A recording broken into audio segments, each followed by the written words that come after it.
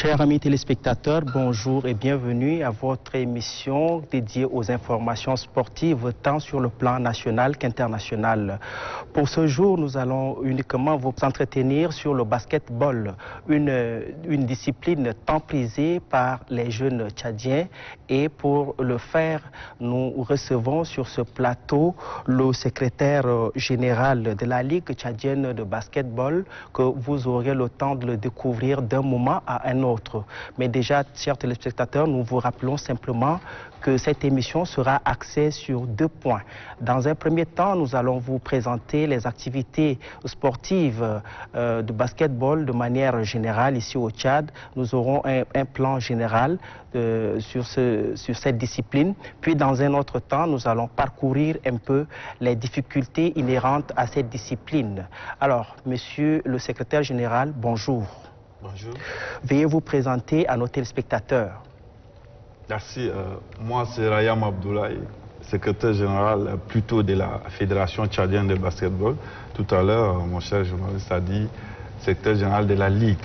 Moi, je suis secrétaire général plutôt de la Fédération tchadienne de basketball. Très bien, merci pour cette rectification. Et alors, quelle est la santé du basketball en tant que discipline sportive au Tchad? La fédération a existé depuis de belles lunettes et depuis 4 années, c'est un autre bureau exécutif qui est là. Mais demander la santé de cette discipline, je vais vous parler de sa santé réellement vécue. Oui. Et donc, depuis que nous sommes arrivés, moi je dirais et j'ai toujours dit que le basket tchadien va mieux. Il va mieux, pourquoi? Parce que nous avons entretenu des activités, nous avons eu des résultats qui sont présentés sur le plan national qu'international. Les archives sont là, les statistiques sont là. Aujourd'hui, avec la technologie, rien ne se cache. Et donc, par rapport à cela, je voudrais que le basket vit mieux, malgré les difficultés dont vous faites allusion, que nous reviendrons dessus. D'accord. Et si on vous demande de faire un peu le bilan, un regard rétrospectif de ces 2 dernières années, que diriez-vous à vos téléspectateurs? Les 2 dernières années, j'allais dire 2019-2020, mais l'année 2019, c'était l'année de notre fédération tchadienne de basketball. C'était l'année de notre basketball national. Pourquoi? Parce que c'était l'année pendant laquelle le Tchad a participé à l'Afro-CAN de basketball. Et imaginez-vous, nous sommes arrivés quart des finalistes à cette compétition continentale. L'équipe qui nous a enlevés en quart de finale est finalement l'équipe qui a gagné la CAN. Ça veut dire qu'en 2019, nous étions une meilleure équipe. L'une des meilleures équipes, j'allais dire, africaines. Parce qu'à cette compétition, nous avons eu beaucoup de distinctions. Et le seul joueur de tout le tournoi qui a eu 2 distinctions honorifiques, c'était un Tchadien. Et il s'appelle Michael Koibe, qui se trouve aujourd'hui en Espagne. Et c'est par rapport à cette opportunité et par rapport à la performance de ces jeunes Tchadiens qu'après cette compétition, il a eu des contrats d'abord en Algérie, où il jouait avant d'ailleurs. Et d'Algérie, il a gagné un autre contrat où il est en ce moment en Espagne. L'année 2020, comme vous le savez, c'est une année pas facile. Mais dès février, nous avons entamé des tours dans les ligues provinciales. Nous avons fait en total 7 provinces. Mais arrivé en pleine activité dans la province de Mohen-Chari, nous avons été rattrapés par la suspension des activités relativement liées à la pandémie du Covid-19. C'était un 28 février. Nous sommes arrêtés à ça parce qu'il restait Kumbra. Notre tournoi, c'était la détection des jeunes talents. C'était en prélude de créer une équipe nationale junior. Nous avons une équipe nationale senior, mais nous n'avons pas encore une équipe nationale junior. Donc, le tour que nous avons fait à l'intérieur du pays, c'était pour avoir cette catégorie des classes-là. Parce que souvent on dit tout se fait en N'Djamena. Nous avons voulu briser ces clivages-là, rester seulement faire avec N'Djamena, faire avec N'Djamena. Il fallait faire le tour. Covid est arrivé, nous sommes revenus en N'Djamena. Nous sommes revenus, malgré que les activités étaient restreintes, tout était quasiment bloqué dans tout le monde d'ailleurs. Nous ne sommes pas restés bras croisés, parce qu'il y a une plateforme à FIBA. FIBA, c'est la Fédération internationale Basket Association. Nous avons fait appel à FIBA, que nous serons disponibles pour des activités qui seront organisées en ligne. Vous savez, aujourd'hui, beaucoup se fait en digital. Tout ne se fait pas forcément avec la présence physique. Alors, cela va sans dire que si un championnat national n'a pas encore existé, par le passé ça a existé, maintenant en dépit des difficultés de toutes sortes liées donc à cette discipline connue sous le nom de basketball, on ne continue plus d'organiser le championnat au niveau national. Alors, que diriez-vous des différentes entreprises qui existent au Tchad? Est-ce que ces entreprises, pourquoi elles n'arrivent pas à soutenir, si vous voulez, cette équipe de basketball? Ça, c'est une très belle question, un rappel en même temps. Le basketball de haut niveau n'est pas l'affaire de l'État tout seul. Malheureusement, les approches qu'on a eues avec ces entreprises, ces multiples entreprises que vous connaissez, surtout les téléphones mobiles, nous avons percé plein des entreprises. Mais ces entreprises, comme nous avons toujours reçu comme réponse, ont des lignes. Toutes les entreprises ont des lignes. Des lignes budgétaires? Des lignes budgétaires réservées aux activités socio-culturelles, un truc comme ça. Oui. Ces lignes ne leur permettent pas de faire ce que certains demandeurs, tous ces trucs-là, voilà. Nous avons approché les Chinois, on a laissé personne. Tout ça, on a approché. Mais la réponse est toujours celle que nous connaissons tous. La seule entreprise qui nous a aidés, c'était les brasseries du Tchad, qui nous ont aidés juste pour les équipements. Parce qu'ils cherchent leur visibilité. Donc, ils nous ont permis d'avoir un jeu de maillot, un survêtement, et sur ces matériels, ils ont leur logo. Ça permet que quand vous sortez à l'international, qu'on sache qu'il y a une entreprise comme ça qui existe. Mais si toutes ces entreprises qui sont là, même s'ils n'assistent pas seulement à la fédération, s'ils prenaient seulement un club de la Ligue, juste un club, vous allez voir que ça serait des concurrences terribles. Parce que dans le passé, les équipes appartenaient aux entreprises, oui, aux sociétés. Oui. Par exemple, Postel, Star National, SNER, toutes ces équipes appartenaient aux entreprises et aux sociétés. Par le passé, c'est ce que nous avons également constaté. Qu'est-ce qui vous a empêché, vous, en tant que secrétaire général, également de cibler les personnes que vous avez tout à l'heure qualifiées de Jésus, pour qu'ils puissent, les personnes de bonne volonté, je voudrais dire, qui puissent également donner ce coup de main? Parce que vous en avez identifié un par le passé qui aujourd'hui est devenu le président de la Fédération tchadienne de basketball. Oui, c'est vrai ce que vous dites. Vous savez que c'est un aîné qui est dans la ville, qui essaye d'aider un peu, à qui un jour nous nous sommes rapprochés pour lui dire, mais grand frère, écoute, nous voulons faire ça, mais nous sommes bloqués par les moyens.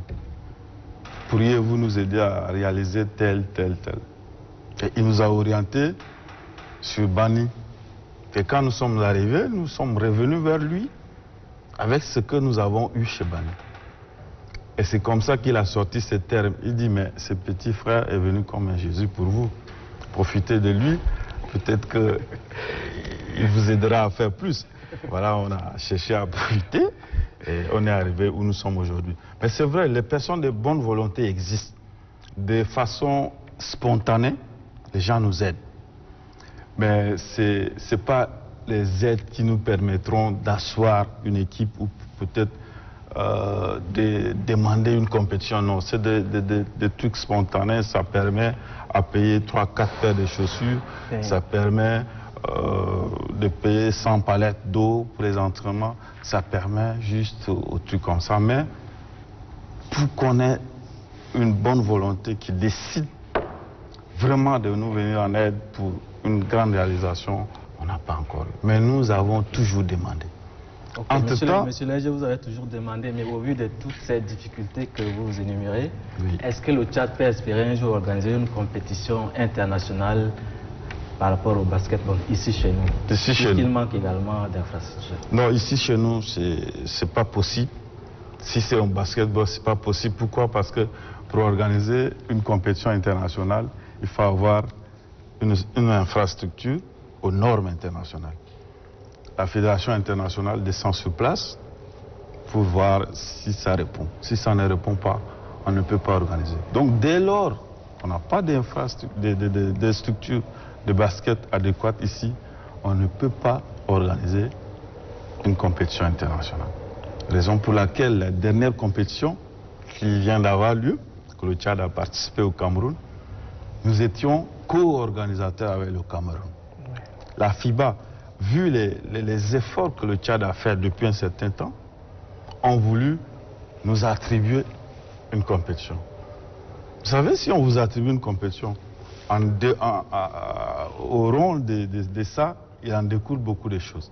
Bien sûr. Il y aura des activités économiques qui vont un peu propulser, voilà, il y a tout ça, tout ça.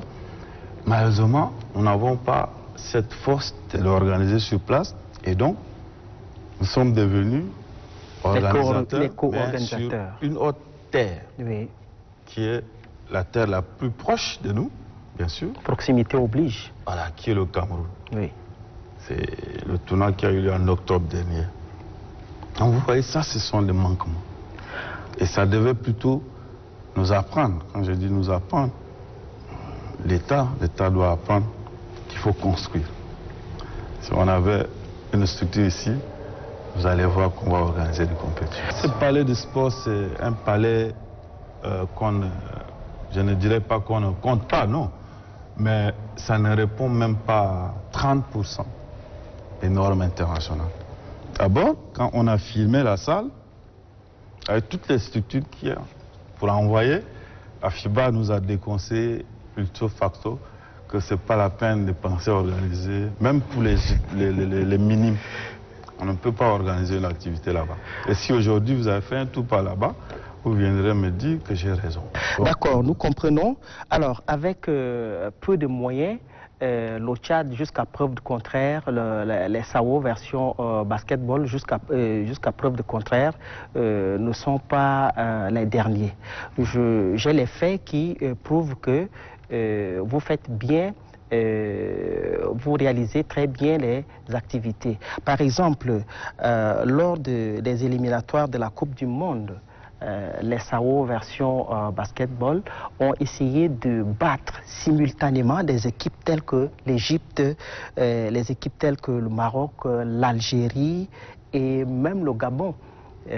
Je dis même le Gabon parce que par le passé aussi on a vu que les Gabonais étaient très bons dans ce domaine. Mais quel est votre petit secret, si vous pouvez nous raconter ce secret-là? Le secret, c'est d'abord la cohésion dans le travail. Si un travail s'est fait, mais désordonné, je ne pense pas que le résultat soit escompté comme on le voudrait. Mais c'est en 2018. C'est en 2018 que le Tchad a été repêché après avoir participé à une seule compétition. Nous sommes arrivés au bureau en fin d'année 2016, en novembre 2016. Oui. En avril 2017, nous avons été conviés. Le bureau même n'est pas bien assis. On a été conviés pour une compétition à Yaoundé. Nous sommes allés, le président dit on va partir. On est parti. Nous avons fait une bonne prestation en gagnant ces équipes dont vous citez, nous avons gagné la Guinée et le Gabon au Cameroun. Nous sommes revenus et il y a eu les éliminatoires de la Coupe du monde de basketball. L'Afrique du Sud, qui était 16e africain, c'est 16 pays d'Afrique qui participent aux éliminatoires, qui était 16e africain, a désisté. Il restait 9 jours pour la participation, pour la première fenêtre de participation des éliminatoires de la Coupe du monde. Quand l'Afrique du Sud a désisté, la FIBA s'était réunie et ils ont proposé le Tchad. C'est comme ça qu'ils nous ont appelés. Le président a toujours répondu, allons. D'où le concept Yala Namchou. Ça, c'est notre slogan. Hein. Yala Namchou, c'est le slogan qu'il nous a donné. Parce qu'on doit seulement partir. Donc, on a accepté partir dans des conditions que vous savez, économiquement, c'était difficile. Mais par ces relations, par la volonté des uns et des autres, nous sommes arrivés, nous avons compétit et nous sommes qualifiés au deuxième tour des éliminatoires de la Coupe du monde. Parce qu'au premier tour, on était 16. Au deuxième, on voulait 10. Et nous sommes parmi les top 10. Nous sommes parmi les 10 Africains à reprendre les éliminatoires. Nous sommes repartis en Tunisie, en deuxième phase. Et ça, imaginez, parce que quand les gens ont découvert le Tchad qui a gagné ces nations, les gens ont étudié, tu vois, les gens nous ont étudié minutieusement. Quand nous sommes repartis au deuxième tour, les gens ont sorti tout arsenal possible pour nous barrer la route. Mais malgré ça, nous sommes sortis brillamment en battant 3 autres équipes. C'est ce qui nous a donné la qualification directe à l'Afro Basket 2019. Ok, Monsieur Léger, vous avez participé à l'Afro-Can Basket 2019. Combien de professionnels on compte dans les rangs de l'équipe nationale de basketball? Pendant l'Afro? Jusqu'à aujourd'hui. Bon, jusqu'à aujourd'hui, après l'Afro, après le résultat du Tchad par rapport à l'Afro, nous avons eu la chance de faire sortir encore 3 jeunes basketteurs. Ce sont lesquels? Il y a Michael, il y a Bienvenu, et Son Altesse, qui sont toujours en Espagne. Pendant, nous avons eu seulement l'apport d'un seul international, qui est Nakidim Placide, qui était déjà en Espagne bien longtemps, qui ne manque d'ailleurs, lui, il ne manque aucun match du Tchad. C'était son seul apport extérieur. Parce que Michael Koibe, qui est en ce moment en Espagne, était déjà rentré d'Algérie. Et donc, il a joué un championnat sur place avant qu'on ne parte. Donc, avec les locaux qui sont sortis de ce terrain de lycée que vous voyez, on est allé faire ces résultats. Peut-être que ce n'est pas subtil pour les gens, mais si vous analysez, si vous essayez de voir qu'est-ce que ça donne en termes concrets, c'est quelque chose. Ces jeunes-là, moi je disais une fois à l'aéroport, à une interview, j'ai dit, normalement nous devons être reçus par le président de la République. Mais même le ministre, même le cabinet des ministres ne nous reçoit pas en temps quand on rentrait. Mais ça n'empêche pas que nous continuons. Justement, vous devriez vous sentir heureux en ce moment parce que c'est ensemble que vous pouvez faire quelque chose. Nous voyons ce qui est écrit là-bas, Bani Gata Goulou, qui a été nominé meilleur manager africain du secteur de sport. Est-ce que c'est justement, est-ce que c'est toutes ces prouesses-là qui ont valu ce prix à cet homme? Oui, ce prix, la teneur de ce prix n'est pas perceptible aux yeux de certains. Oui. Mais nous étions un jour à une réunion du bureau et quelqu'un de dehors est arrivé avec un courrier qui nous a transmis, il dit c'est au président de la Fédération tchadienne de basketball. Il a ouvert le courrier, il a lu, il dit non mais c'est quoi ça? Il dit secrétaire général, prenez ça, lisez, on va voir. C'est lui, j'ai dit mais vous êtes le lauréat, le prochain lauréat de manager, meilleur manager sport de PADEF. personne ne s'attendait à ça. Ça veut dire quoi? Cette institution africaine essaye de voir dans tous les pays d'Afrique quels sont les hommes qui travaillent pour l'Afrique. Quels sont les hommes qui font que leur pays émerge dans le domaine sportif. Oui, que ce soit dans le domaine sport, je ne sais pas moi, domaine business et autres. Oui. Et ils ont vu que le basket, depuis un certain temps, a émergé. Il fallait chercher à savoir pourquoi ça.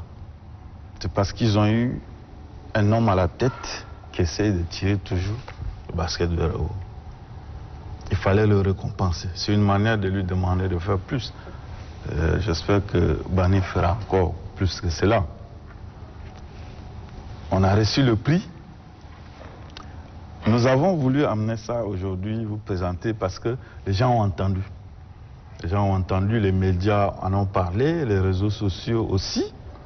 Mais concrètement, les gens n'ont pas vu, sinon n'ont pas cherché à voir si ce n'est pas notre milieu de basketball. Et donc aujourd'hui, à cette occasion, on voudrait que ce prix-là, c'est un prix reçu par un Tchadien. Ça doit être une fierté nationale. Oui. Même si ça n'a pas été fêté de cette manière, nous l'avons fêté de notre manière. Et ça nous rend heureux. Aujourd'hui, je vous associe à cette joie-là, vous, journalistes ici. Il faut qu'on célèbre nos célèbres. Il faut célébrer ces célèbres. Personne ne viendra d'ailleurs pour nous aider à célébrer nos célèbres. Célèbres, alors monsieur le SG, on parle seulement des hommes. Est-ce qu'il y a un championnat dédié aux femmes dans le cadre de basketball? Oh, très belle question, très belle question.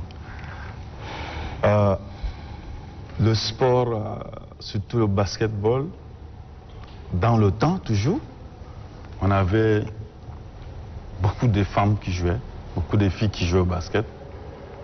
Et après, elles sont parties. Du coup, c'est comme si c'était une communication.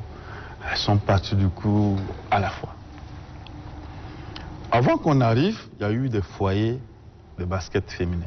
Oui. Mais c'était des des pépinières. Mais aujourd'hui où je vous parle, c'est des filles qui peuvent te faire des tirs à mi-distance. C'est des filles qui peuvent dribbler un garçon, aller marquer. C'est-à-dire qu'on a déjà le noyau sur place. Raison pour laquelle nous venons d'inscrire nos filles, catégorie U16, ça veut dire des filles âgées de 15 à 16 ans, oui, à une compétition africaine qui aura lieu bientôt entre mai et juin. La date n'est pas encore retenue.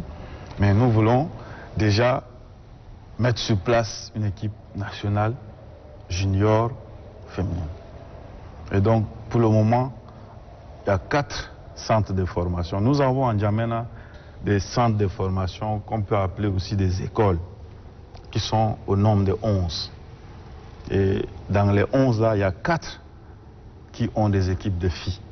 Et nous permettons à ces filles chaque dimanche de jouer un tournoi entre elles. oui. Donc chaque dimanche au lycée, au plateau de lycée Félix Ébé, les filles jouent entre elles pour qu'on essaie de jauger un peu le niveau des filles par rapport. Et ça permet aux filles d'aimer la chose, parce que c'est pas facile de garder les filles longtemps sur le terrain. C'est difficile. Et les coachs ont énormément eu de problèmes. Mais aujourd'hui, nous approchons nos parents et les parents savent déjà que c'est un travail qui est en train d'être fait et qui s'est fait d'ailleurs, à mon avis, ça se fait. Et donc, mon cher journaliste, bientôt, tu auras une équipe junior féminine, U16, qui participera à un championnat d'Afrique. Ok. Très bien. Et si on vous demande de faire un plaidoyer envers le ministère tutelle, c'est-à-dire le ministère en charge des sports, que diriez-vous en 30 secondes?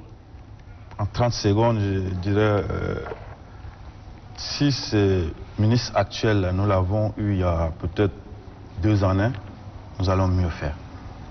Parce qu'à peine il est arrivé, il nous a aidé à gérer 2 activités qui nous ont donné une classe en Afrique.